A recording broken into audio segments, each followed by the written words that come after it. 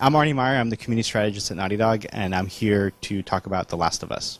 It is a what-if story if a fungal infection has decimated and ravaged the planet and civilization has collapsed. It's 20 years later.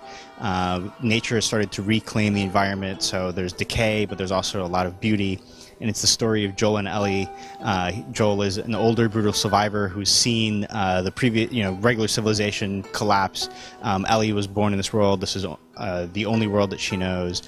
They're thrust together in an unexpected circumstance where they now must journey across the United States. And Joel sees his opportunity for redemption in Ellie, and Ellie starting to get to see what the outside world is really like. And really, this is the story of their journey across the United States as they try to survive against other infected humans, or probably even a worse adversary, the other survivors that are out there. But they'll also potentially encounter survivors that are more helpful or friendly. One of the important things for Last of Us is having the ability to explore the environments, both just to take a look at what's around, but we've also wanted to make sure to incentivize players to explore by providing them items that they can scavenge to craft, or to perhaps give them advantage in an upcoming combat scenario as well. So for us, it was really important to have some environments at least have that ability to feel very wide. There was a term we coined a long time ago that we called wide linear, that really goes into the philosophy of what we're trying to do with The Last of Us, where some of the environments are going to provide a lot of variety in terms of where you can explore, but at the end of the day, we still are telling a set story. There's still a linear narrative, so we will sort of be moving you forward in a particular direction, even despite the to complement sort of the ability to explore quite a bit. And I mean, what goes along with that is that we wanted to really provide a lot of player choice. And one of the things that we're really focusing on is in combat scenarios on top of the exploration, and that's being able to sort of have this somewhat dynamic stealth system, where you can sneak around enemies and you can not approach a combat scenario up front, but you can actually completely avoid certain combat scenarios if you'd like.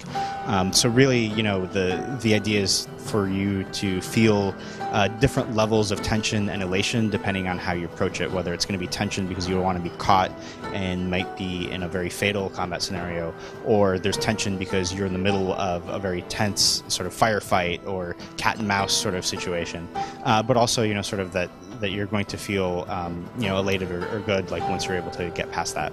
So the scavenging system in The Last of Us, it's something that we're still in the middle of development on, because we're really sort of trying to fine-tune and balance it with how the gameplay is, and also sort of what items you can scavenge. But the idea, the philosophy behind it is for you to be able to pick up different items, including weapons, and have the ability to modify them or to combine them to create new items or slightly modified items. So the example that we talked about a lot was, you could pick up a bandage and you could either use it for a Molotov cocktail or to heal yourself. But there's many items that you can use that you can do that with and have that choice that will affect your gameplay going forward.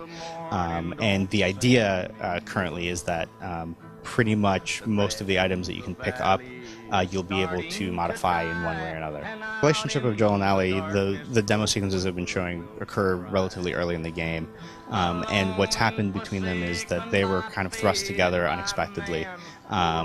He was smuggling Ellie out of this quarantine city, and everything went sour, and now he has to take her to where he was supposed to, or where he was supposed to smuggle her to. But now they're sort of thrust together and have to survive in this outside world where they're journeying across the United States. So what you're seeing is, basically two strangers, and in one sense, two strangers getting to know each other. They'll be helpful, but not too helpful. This is a world where trust is scarce. And that's really sort of at the underpinnings of what the relationship is.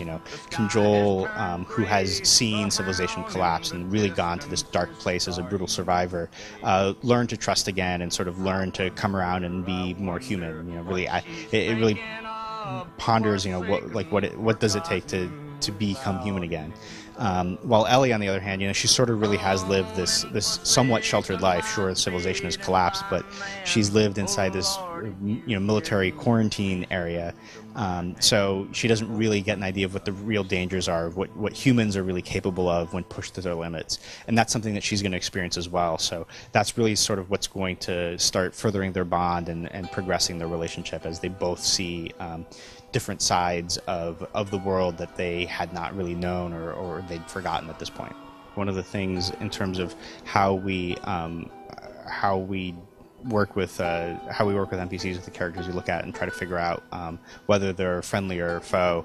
There are going to be some scenarios where you're going to know that they're going to be violent from the very beginning. One of our cutscenes you saw, like they're in an ambush, like it was really clear, and the characters through in-game dialogue or their reactions, will let you know that this is something they've encountered before, and this isn't going to go well. But there might be some areas where it's a little bit of a gray area, and it's really like usually in this world, like things are a little bit more black and white. If someone is going to be out to kill you, they're going to take the advantage as soon as they can. But we are trying to play around with ideas that there could be some more gray area. But when it's all about sort of gaining trust and how you can lose trust and sort of what people themselves are trying to do to survive.